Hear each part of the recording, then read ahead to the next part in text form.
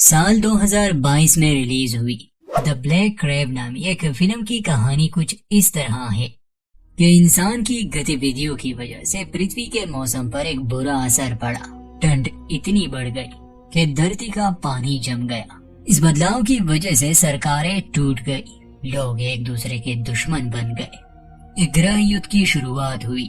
इंसानी दुनिया बर्बादी के कगार पर थी। लोग भूख, प्यास, ठंड और बीमारियों से मर रहे थे। सभी ने अपनी अपनी सेना बनाई थी और एक दूसरे से ही लड़ते रहते थे। स्वीडन में इस युद्ध को खत्म करने की एक बड़ी योजना बनाई जा रही थी, जो शायद इसका रुख बदल दे। ये आगे कहानी में जानेंगे क्या होने वाला है। हमारे चैनल को सब्सक्राइब करना ना भूले। कहानी की शुरुआत स्वीडन से होती है। साल कौन सा है नहीं बताया गया। हम कैरोलाइन एड नामक औरत को देखते हैं। वो अपनी बेटी के साथ गाड़ी में थी। वो कहीं जा रही थी। रेडियो पर भी किसी खतरनाक घटना के बारे में बात चल रही थी, मगर कैरोलाइन इन बातों पर ज्यादा ध्यान नहीं दे रही। वो अपनी बेटी के साथ बातों में व्यस्त थी। तभी गोलियां चलने लगी। लोग भाग रहे थे, जिससे आसपास हंगामा मच गया। हथियार बंद कुछ सैनिक सिविलियंस को ही मार रहे थे। कैरोलाइन की बेटी अपनी माँ से कहती है कि हमें भागना चाहिए माँ, मगर कैरोलाइन उसे गाड़ी में छुपा देती है। अंत में बस यही दिखाया जाता है कि वो सैनिक गाड़ी का शीशा तोड़ देते हैं। आगे क्या हुआ ये नहीं दिखाया गया। कहानी कुछ साल आगे आती है, जहाँ दुनिया के हालात बद से बदतर हो चुके थे। इंसान अब जानवरों की तरह रह रहे थे। सिर्फ मिलिट्री का कंट्रोल था। अब एक ही नियम चलता था इस दुनिया में, मारो या फिर मरो। कैरोलाइन एड ने अपनी बेटी को खो दिया। मजबूरन उसे हथियार उठाना पड़ा। वो एक सैनिक बन चुकी थी। हम देखते हैं कि वो ट्रेन में उत्तर की तरफ जा रही है, मगर एक स्टेशन पर ट्रेन को रोक लिया जाता है। एक ऑफिसर कैरोलाइन एड को आदेश देता है कि उसे बेस पर बुलाया गया है, उसके लिए नए ऑर्डर्स है। एड जाना नहीं चाहती थी, मगर मजबूर थी। एक लेफ्टिनेंट उसे लेने आता है, उसका नाम जैकब था। एड उसके साथ गाड़ी में बैठ जाती है। वो उसे बेस ले जाने वाला था। रास्ते में वो एड से कुछ सवाल भी पूछता है, मगर बजाय इसके कि वो उसे बेस पर ले जाए, वो एक टाउन की तरफ गाड़ी मोड़ देता है।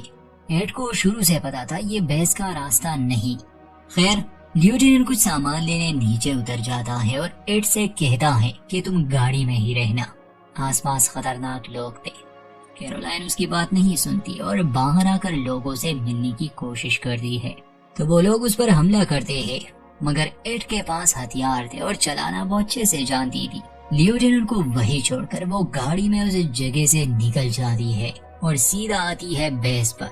आते ही सैनिक उस पर बंदूक तान लेते हैं। उससे पूछा जाता है कि दूसरा सैनिक कहाँ है।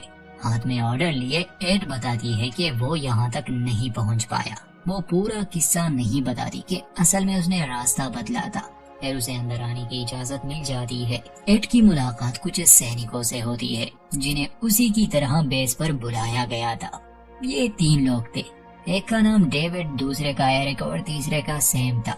मगर डेविड को उन सभी बेस की जानकारी थी जो इस सेना के कंट्रोल में थे। जब वो सैम को देखता है तो तुरंत ही पहचान लेता है कि ये बेस 15 से आया है, जिस पर कल रात हमला हुआ था और वहाँ मौजूद हर इंसान मारा गया। सिर्फ सैम बच गया, क्योंकि उसे यहाँ आने के ऑर्डर्स मिले थे। उसे पता नहीं था कि उसके बेस पर हमला हुआ है। डेविड के मुंह से ये बात सुनकर वो बहुत परेशान हो जाता है। ये सभी बात कर रहे थे कि तभी इनके पास कैप्टन पॉर्सबर्ग आती है, जो उन्हें कर्नल रेड के पास ले गई। इतना तो साफ था कि इन चारों को यहाँ किसी खास मिशन के लिए लाया गया था। कैप्टन बताती है कि बाहर हालात बहुत खराब है। दुश्मनों ने हमारे 3 बेस तबाह कर दिए।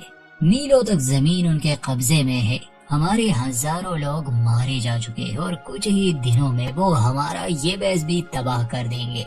अगर ऐसा हुआ तो हम पूरी तरह से हार जाएंगे, फिर यहाँ कोई जिंदा नहीं बचेगा। कर्नल कहते हैं कि हम ये जंग हार रहे हैं, लेकिन अभी भी एक उम्मीद बची है, जिससे शायद पूरी जंग ही खत्म हो जाए। इन 37 सालों में पहली बार ऐसा हुआ है कि पूरा आर्कटिक बर्फ से ढक चुका है, मगर बर्फ की परत पतली होने के कारण उस पर गाड़ियां नहीं चल सकती। इसलिए सैनिक आइस स्केट पहनकर इसे पार कर पाएंगे और इसीलिए तुम सबको यहाँ लाया गया है। दरअसल ये चारों ही प्रोफेशनल स्केटर्स है।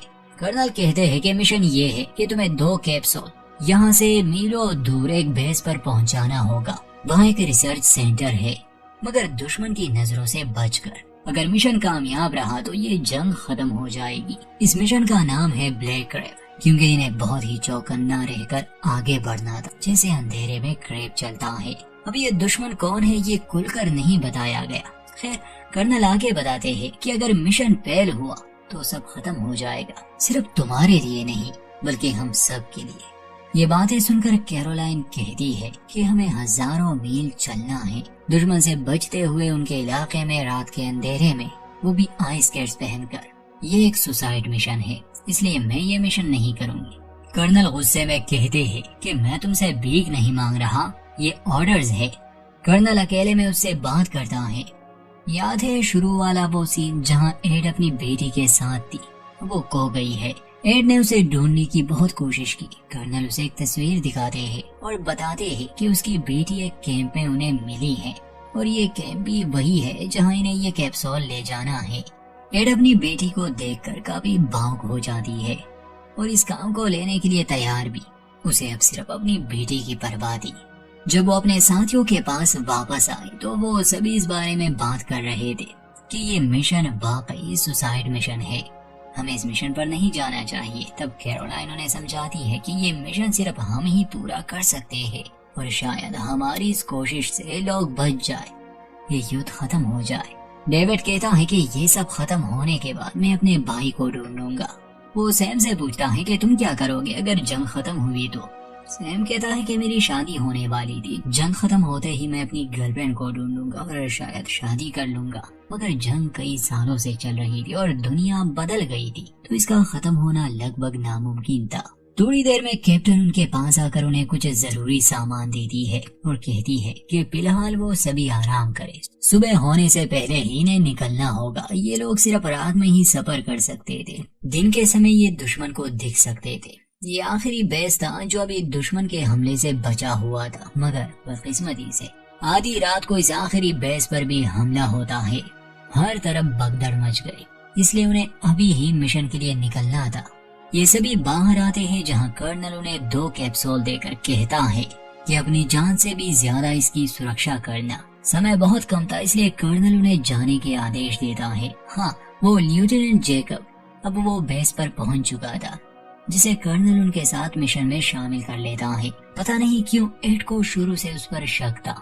अब ये सभी वहाँ से निकल पड़े। ये लोग स्केटिंग करते हुए दूर जा रहे थे और पीछे पूरा बेस तबाह हो रहा था।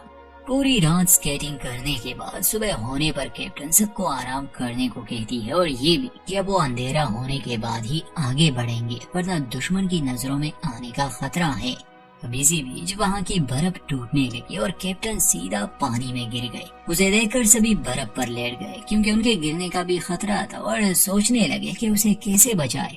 मुसीबत ये थी कि वो कैप्सूल्स भी कैप्टन के पास ही थे, इसलिए कैरोलाइन ज्यादा नहीं सोचती, वो सीधा बर्फीले पानी में कूद पड़ी। वो जानती थी कैप्टन की जान बचाना मुश्किल है, क्योंकि वो पानी में आगे निकल गई थी। बर्फ की परत कहीं पतली तो कहीं मोटी थी, कैप्टन को निकालना मुश्किल था, इसलिए वो कैप्सूल का बैग लेकर ऊपर आ जाती है। लेकिन इस सब में उसकी हालत भी बिगड़ गई। उसकी जान बचाने के लिए सभी पास के घर में आ गए, जहां वो आग जलाते हैं ताकि एड की जान बचा सके। उसकी जान तो बच जाती है अब, क्योंकि कैप्टन की मौत हो गई थी। तो डेविड कहता है कि हम चेन ऑफ कमांड को ही फॉलो करेंगे। लेफ्टिनेंट जैकब का रैंक ऊंचा है, इसलिए अब से वही ऑर्डर्स देगा। एड इस फैसले से खुश नहीं थी, कहती है कि जैकब ही क्यों, ये तो ब्रीफिंग में भी मौजूद नहीं था, ये किसी और की जगह यहाँ आया है, इसे मिशन के बारे में कुछ पता नहीं। इस बात पर दोनों में बहस छिड़ जाती है, क्योंकि एड को लेफ्टिनेंट पर शक था, मगर डेविड उसे मना लेता है। ये सभी एक इमारत में छुपे थे और असल में ये दुश्मन का इलाका था। रात को जब कैरोलाइन और बाकी सब आराम कर रहे थे, तभी उसे कुछ आवाजें आती है। तो सैम किसी से रेडियो पर संपर्क कर रहा था, और उसी समय दुश्मन का हेलीकॉप्टर भी वहां आ चुका था। वो सभी जल्दी से अपना सामान लेकर भागते हैं और हेलीकॉप्टर उस घर को धमाके से उड़ा देता है। ये देखकर कैरोलाइन सैम के सर पर बंदूक बांधती है और पूछती है कि तुम किससे संपर्क कर रहे थे। तो सैम कहता है कि मैं सिर्फ अपने बेस से संपर्क करने की कोशिश कर रहा था, मैं गद्दार नहीं हूँ, झूठ नहीं बोल रहा। تم نے بتایا تھا کہ ہمارے بیس پر حملہ ہوا تھا، مجھے جاننا ہے کہ کیا میری گرل فرینڈ زندہ ہے یا نہیں۔ ڈیوڈ کہتا ہے کہ اسے مار دو، مجھے تو لگتا ہے یہ دشمن سے سمپرک کر رہا تھا، ورنہ انہیں ہمارے بارے میں کیسے پتا چلتا۔ تو جیکب کہتا ہے کہ اسے مارو مت، بس اس کے ہتھیار چھین لو، یہ بنا ہتھیاروں کے آگے بڑھے گا۔ یہ لوگ آگے بڑھنے کا فیصلہ کرتے ہیں، یہ ایک جمی ہوئی ندی کے اوپر جا رہے تھے۔ ایک جگہ پہنچ کر یہ دیکھتے ہیں کہ برف کے نیچے بہت ساری لاشیں ہیں اور یہ دل دہلا دینے والا درشیہ تھا۔ تبھی وہاں سے ایک اور ہیلی کاپٹر گزر رہا تھا جو انہیں دیکھ لیتا ہے۔ اس سے بچنے کے لیے یہ سب الگ الگ دشاؤں میں بھاگتے ہیں۔ وہ ان پر گولیاں چلا رہا تھا۔ یہ لوگ ایک برج کے نیچے چھپ گئے، فی الحال کے لیے یہ بچ گئے تھے۔ جیکب کہتا ہے کہ ہم تھوڑی دیر یہاں رکیں گے اور پھر آئی لینڈ پر جائیں گے، وہ کبھی بھی لوٹ کر آ سکتے ہیں۔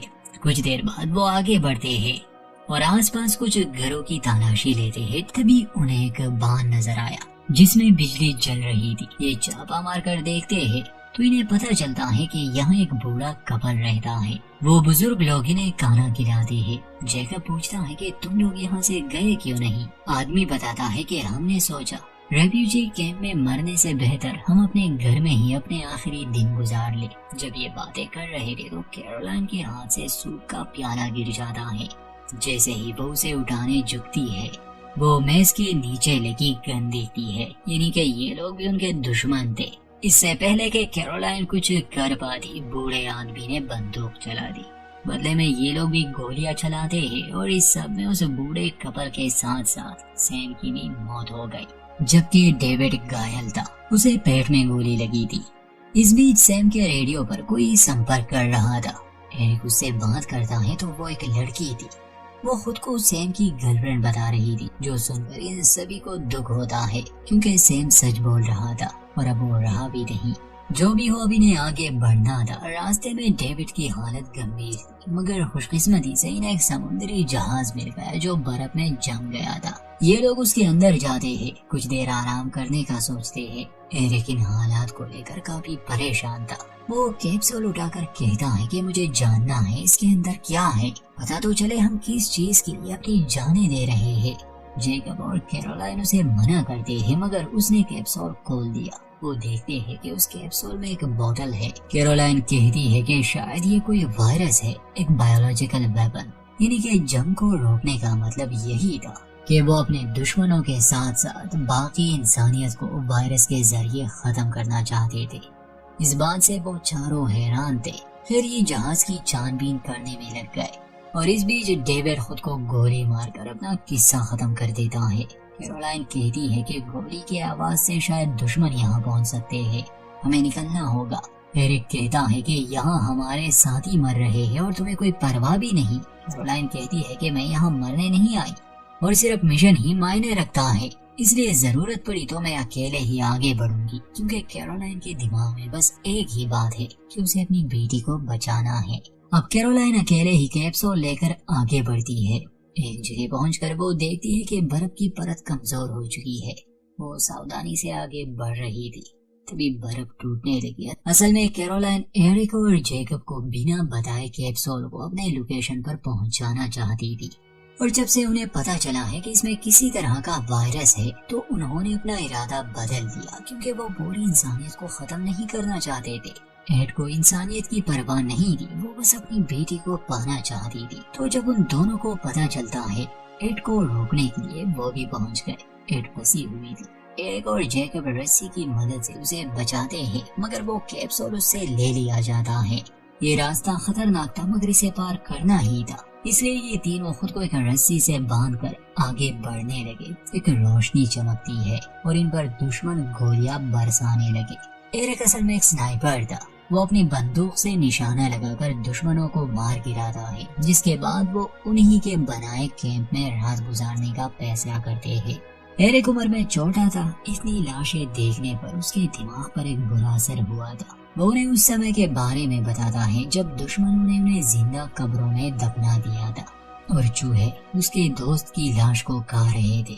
وہ کہتا ہے کہ جب مجھے موقع ملا تو میں سینا کا حصہ بن گیا۔ کیرولائن کہتی ہے کہ تم اس سب کے بارے میں اتنا مت سوچو، ایک سینک کا مقصد اپنا مشن پورا کرنا ہوتا ہے، एरिक कहता है कि मैं जो भी कहूँ तुम मुझे मिशन पूरा करने की कोई ना कोई वजह दे ही देती हो। जेकब पूछता है कि तुम्हारे लिए ये मिशन इतना जरूरी क्यों है, हालांकि तुम जानती हो कि उस कैप्सूल में क्या है, वो पूरी इंसानियत को खत्म कर सकती है। मगर कैरोलाइन कोई जवाब नहीं देती। इस बार जेकब कहता है कि हमें सो जाना चाहिए। अब अगली सुबह कैरोलाइन की आंख खुलती है तो वो देखती है कि उन पर हमला हो गया है और जेकब कैप्सूल के साथ गायब था।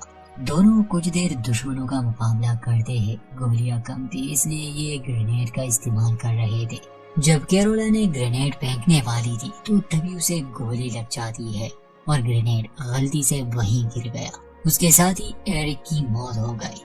कैरोलाइन जिंदा थी मगर उसे गोली लगी थी। खैर वो खुद को संभालती है और एरिक की बंदूक लेकर फिर से स्केटिंग शुरू कर देती है। तब उसे कुछ दूरी पर जेकब नजर आया। वो चिल्लाकर उसे रुकने को कहती है मगर जेकब नहीं रुकता। असल में वो उस कैप्सूल को नष्ट करना चाहता था, इसलिए उसे जेकब पर गोली चलानी पड़ी। गोली लगने से जेकब जख्मी हो गया। कैरोलाइन उसके पास आकर कैप्सूल छीनने लगती है। जेकब उसे कहता है कि ऐसा मत करो, करोड़ों लोगों की जान चली जाएगी अगर ये वायरस फैल गया तो। ये कैप्सूल दुश्मन को मारने के लिए नहीं, आम लोगों को मारने के लिए है। मासूम लोगों की जान चली जाएगी। जरा सोचो इस बारे में, मेरी मानो और ये कैप्सूल यहीं पानी में फेंक दो। कैरोलाइन उसकी बात नहीं सुनती क्योंकि उसे अपनी बेटी को बचाना था। वो कैप्सूल लेकर आगे बढ़ती है लेकिन उसकी हालत बिगड़ रही थी और एक समय आता है जब वो नीचे गिर गई। तभी उसके पास दो लोग आए जो घोड़े पर सवार थे। वो कैरोलाइन को एक कोड वर्ड बोलते हैं, ब्लैक। तो कैरोलाइन को अपने मिशन का नाम याद आता है और वो उस कोड का जवाब क्रेव देती है, जिसके बाद वो बेहोश हो गई। कई घंटों के बाद कैरोलाइन की आंख फैसिलिटी मेडिकल सेंटर में खुलती है। तब एक डॉक्टर उसके पास आकर कहता है कि हमने तुम्हारे पेट में लगी गोली निकाल ली है और तुम्हारी 3 उंगलियों पर फ्रॉस्ट बाइट हुआ था, इसलिए हमें वो काटनी पड़ी। फिलहाल तुम तैयार हो जाओ क्योंकि एडमिरल तुमसे मिलना चाहती है। बाद में उसे एडमिरल और कुछ ऑफिसर्स के सामने लाया गया। एडमिरल उसे मिशन पूरा करने पर बधाई देती है और उसके बहादुरी के लिए मेडल भी। हम देखते हैं कि जैकब भी वहाँ मौजूद था, यानी कि उसे भी बचा लिया गया। अब कैरोलाइन अपनी बेटी के बारे में पूछती है कि वो कहाँ है, मुझे उससे मिलना है। तब एडमिरल उसे बताती है कि माफ करना, हमने बस तुम्हें एक झूठी उम्मीद दी, हमें कभी तुम्हारी बेटी मिली ही नहीं। असल में उन्होंने कैरोलाइन से झूठ बोला था। वो जानते थे कि कैरोलाइन को मिशन के लिए राजी करने का एक अच्छा तरीका है, मगर वो यहाँ नहीं है। ये सुनकर कैरोलाइन अपने आपे से बाहर हो गई और वो एडमिरल की नाक तोड़ देती है। तब जेकब उसे संभालता है लेकिन कैरोलाइन बहुत ज्यादा दुखी थी। मरहम पट्टी के दौरान वो एक स्केपल छुपा लेती है और फिर वो जेकब के पास जाती है। वो कहती है कि तुम सही थे, हमें उस वायरस को नष्ट करना होगा। जेकब कहता है कि बहुत देर हो गई, हम उस समय ये कर सकते थे मगर तुम माने ही नहीं, अब कुछ नहीं हो सकता। कैरोलाइन कहती है कि अगर मेरी बेटी जिंदा हुई और वो बाहर कहीं है तो मैं इस वायरस को उस तक पहुंचने नहीं दे सकती।